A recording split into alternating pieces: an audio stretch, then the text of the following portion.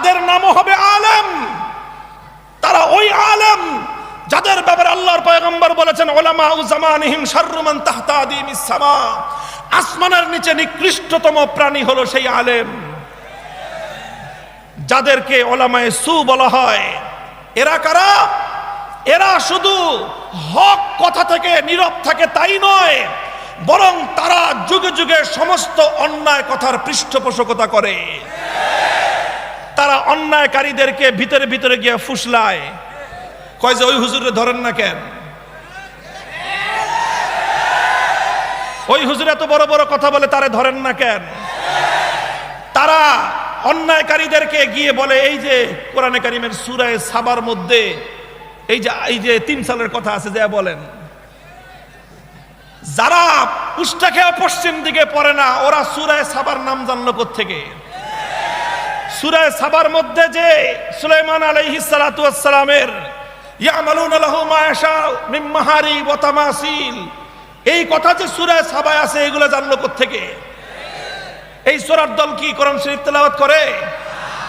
যারা কোরআনে পাকের দ্বারা শিরক সাব্যস্ত করতে চায়, তারা কোনদিন কোরআনের পাকের মহব্বত করে না।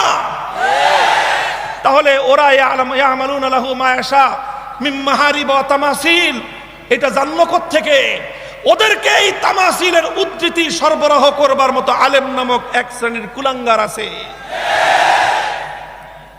এদের কাজ হলো তারা হকের পক্ষে থাকে না, নিজেদের সামান্য দুনিয়ার স্বার্থ উদ্ধার করবার জন্য এরা ওই সমস্ত অন্যায়কারীদেরকে আশকারা দেয়, ওদেরকে বিভ্রান্ত করে।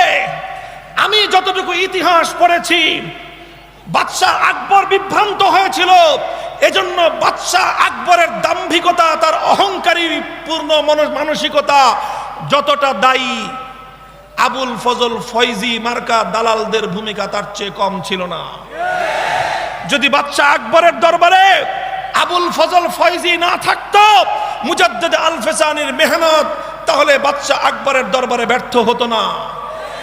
মুহতারাম হাজিরিন, কথাটা খুব তিক্ত লাগতে পারে, কিন্তু আমি আমানত হিসেবে পূর্বসূরীদের কথা তোমাদের কাছে পৌঁছে দিয়ে যাচ্ছি।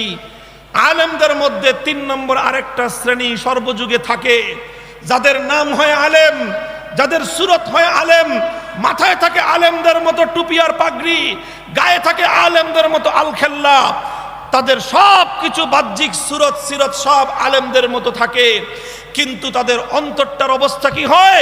ইয়াশতারুনা বিআয়াতিল্লাহি সামানান কালিলা, দুনিয়ার অল্প স্বার্থের মাধ্যমে তারা আল্লাহর কোরআন এবং নবীর সুন্নাহ ইসলামী আদর্শকে তারা বিক্রি করে দেয়।